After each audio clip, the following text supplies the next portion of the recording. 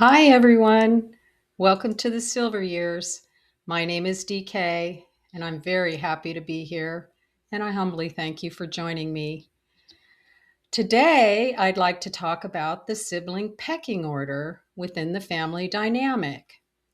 This is something that most of us can probably relate to, given that, of course, we're all born into some kind of family, and we're often perceived and treated in accordance with our birth position within the sibling lineup, whether we realize it or not, whether our parents realized it or not.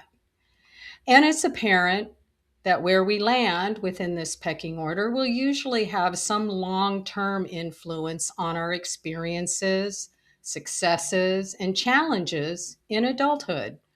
Psychologists, therapists, and other specialists have been analyzing the impact of these family dynamics on the life performances of those affected by their birth position for longer than I've been alive. Classifications and stereotypes abound when it comes to this research. What I find interesting now is how many experts we have on social media who are able to sum up a lot of this behavioral research and data in sound bites with checklists for our use and entertainment. You've all seen them, I'm sure, because they pop up everywhere. It seems that when a theme goes viral, everyone is posting about it, has an opinion about it, and has something to say about how to deal with it. Like how to identify the narcissist in your life and what to do about it, or perhaps the golden child, or the psychopath, or the cheater, the deadbeat, or whatever. Now, none of what I'm discussing here today is meant to diss or discount as irrelevant everything that is posted on social media about the subject at hand, because some of it is indeed valid. Not all of it, but some of it. This is where our discernment and doing some personal research comes in. I've played many roles throughout the course of my life, but my very first role, and perhaps my most influential role, was that of the firstborn daughter.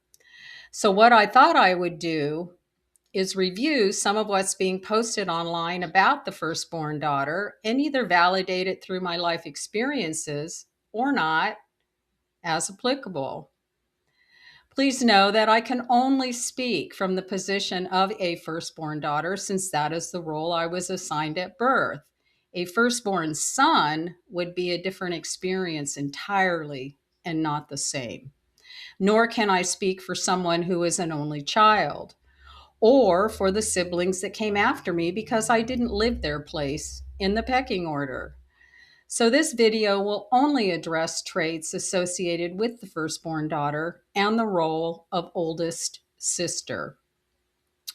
Before I jump in, I'd like to set the stage for my birth because it definitely has bearing on my conditioning and development. When my mother was pregnant with me, she was finishing up nursing school. She was in her last semester before graduating and was doing her internship at a hospital in Orange County, even though she lived in Los Angeles County. I was due to be born near the end of November, beginning of December.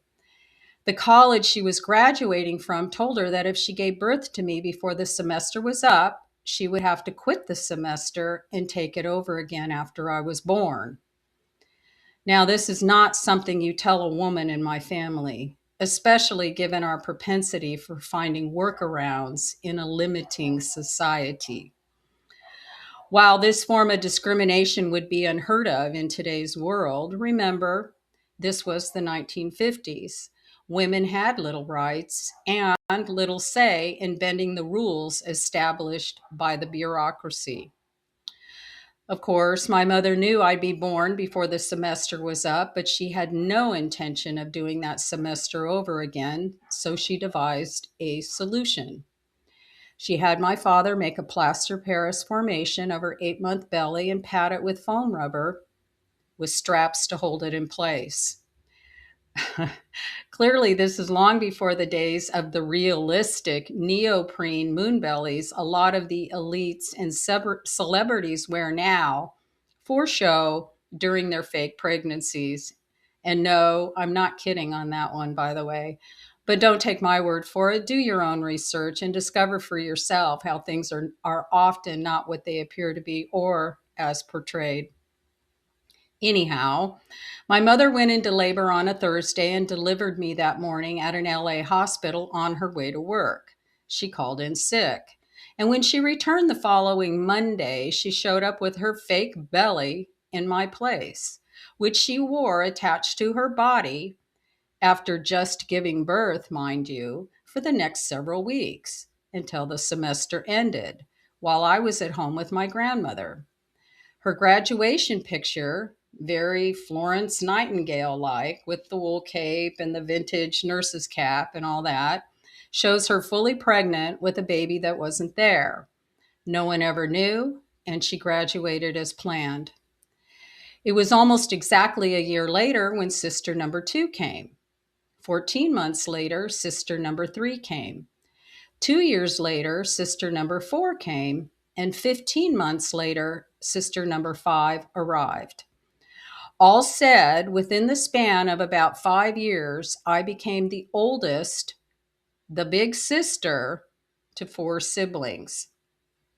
So let's touch on six highlighted aspects and traits the social media experts have attributed to the firstborn daughter, and we'll see if they hold up under the scrutiny of my life experience.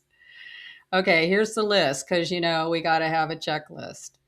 All right, number one on the checklist is the responsible one, the strong one. Okay, so according to the checklist, the firstborn daughter didn't grow up. She moved straight into responsibility. She is tough, hard headed, and bossy, and is praised for being strong and mature. Her strength is perceived as unlimited. The oldest daughter is the best man you'll ever meet. Can you say balls with skirts? Okay, that was a my story time Gog from Magog reference. I'll link that in there, but for those who don't know. Okay, I'm going to give this one two big thumbs up. One for being responsible, one for being strong, because I was definitely groomed to be all of the above. And I have a couple of examples to support this. A number of years ago, I saw an old 8 millimeter film reel that my father had taken sometime in 1960. It triggered me when I saw it at the time for a variety of reasons, even if I didn't fully understand why until much later. There appeared to be a gathering of family around, like grandparents and such, and all were sitting on a couch next to sister number two, who was a baby in a diaper, lying on the couch between the adults. Her diaper apparently needed to be changed.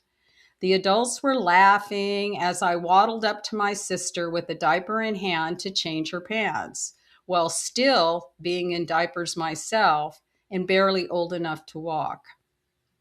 The family in the film cheered me on while encouraging me to take it upon my 1 year old self to tend to the needs of my sister.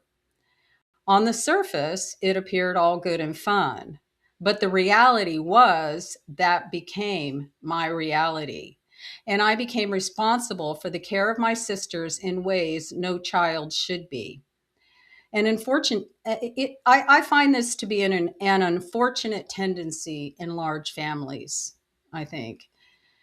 Yes, I agree. I didn't grow up. I didn't grow up. I moved straight into responsibility. As for unlimited strength, I apparently had that too. And sometimes I resented it and the expectation that I was to always be stronger than everyone else around me. Others could fall apart or break, but I wasn't allowed to. In fact, my narcissistic father, and I don't need a checklist for identifying my father as a narcissist because anyone who is an addict or an alcoholic, like my father was, is always a narcissist, especially when immersed in their addiction, regardless of their choice of poison. My narcissistic father once told me that I should be grateful for his abuse by saying, "You should thank me for making you strong." Yeah, well, as you can imagine, that didn't go over very well. So let's move to number two. Number two is the backup parent and caregiver. According to the checklist, the firstborn daughter is the backup parent, the babysitter, the caregiver, and the second mother who is expected to take care of everyone and their needs before her own. She is often the glue, the family manager, and even the stabilizer at times. She's been parentified, and with all of her responsibilities over time, learns only to be of service to others, which follows her into adulthood. And all of this without ever getting credit for her contribution, let alone acknowledge or gratitude. Okay, I'm going to go with a big yes on this one as well. Once upon a time, my mother told me that I gave myself more credit than I deserved with regard to my contribution, even when it was apparent that I was the strength that she herself depended on and leaned upon. It makes me think there was a time, there was a holiday, it was a holiday weekend back in the early 1970s. I was all of about 13 or 14 years old at the time, still a child by every standard. My mother had recently met the psychiatrist, whom she later married, and they decided to go on a ski holiday alone for 3 or 4 days at Mammoth Mountain. They left from the hospital after work. I got a phone call at home before she left telling me that she was going skiing for a few days with this guy I didn't know and she'd be back. I was given no contact phone number, no place of lodging, no time frame when she was to return. Well, clearly this was pre-cell phone days. Yet I was expected, not asked, I was expected to feed and protect and parent and caretake my four sisters for this unspecified period of time until her return. Well, this episode ended up changing our household ultimately with the addition of a new live in caregiver that I was expected to manage, by the way, because my grandmother had shown up at our house while my mother was away on this trip and wasn't happy with what she saw.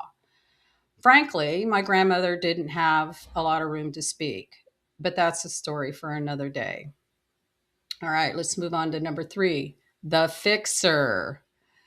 According to the checklist, the firstborn daughter had to learn everything the hard way, alone, with little to no guidance and no safety net. Because of this, she feels compelled to know more than she needs to, so she's always ready to handle the problems that may come up in an environment steeped in chaos.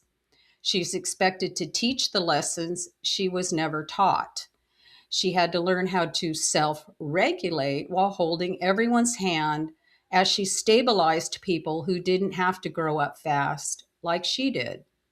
If she didn't do it, it didn't get done, which fosters the need for control and the ability to organize the chaos in her life. Yep, I'm going with another big yep on this one. Can you say the need to know personality trait I've had to come to terms with? And I have talked about it here. Okay, enough said. All right, number four, the protector. Well, according to the checklist, the firstborn daughter gives up her own youthful pursuits to care for her siblings. She is the emotional storage room for the family, and survival demands toughness. The oldest sister is the blueprint, and she took the hit first so her siblings didn't have to. Yeah, that was indeed me. I left slumber parties and other friend gatherings frequently because I worried about my sisters being alone and unprotected. Anyone I grew up with can attest to years of this. All right, we're going to go to five. Number five, type A personality. Well, according to the checklist, the firstborn daughter only knows how to work and can never rest or let her guard down.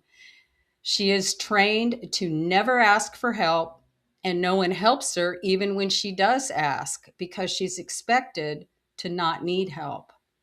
She is energetically on call, physically exhausted, and emotionally drained while being confident, capable, solid, and dependable at the same time.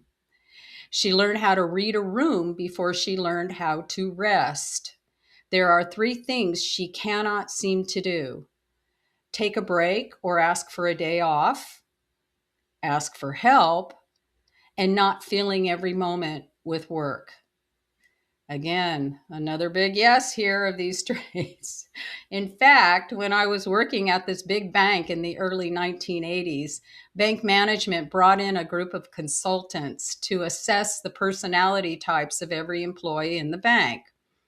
This consultant stuff was a big thing within corporations during this time frame, and I suspect the overall agenda for these personality assessments was more sinister than we were led to believe, kind of like the IQ test, right? Anyway, the outcome revealed only two people in the entire bank had type A personalities, and you guessed it, I was one of them. All right. And lastly, number 6, silence. According to the checklist, the firstborn daughter eventually stops explaining, eventually stops talking about her life because no one listens. She opts instead to carry it all inside.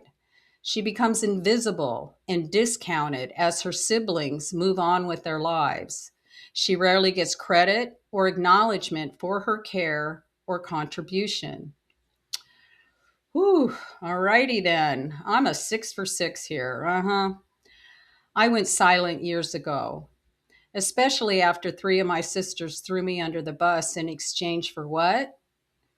Money. Up to that point, I mistakenly thought that my devotion to the sisters I parented at the expense of my childhood mattered. But I was shown through action that money was more important to them than my interest or protection. And as anyone would expect, that betrayal changed me. In a strange way, it gave me the clarity I needed to heal some of this firstborn daughter and oldest sister training I was instilled with. Still moving through some of it, but things are on a better trajectory. Well, thanks for sticking with me through this video. I know it was a little longer than what I usually do. So in conclusion, I'd like to leave you with a question, as I like to do.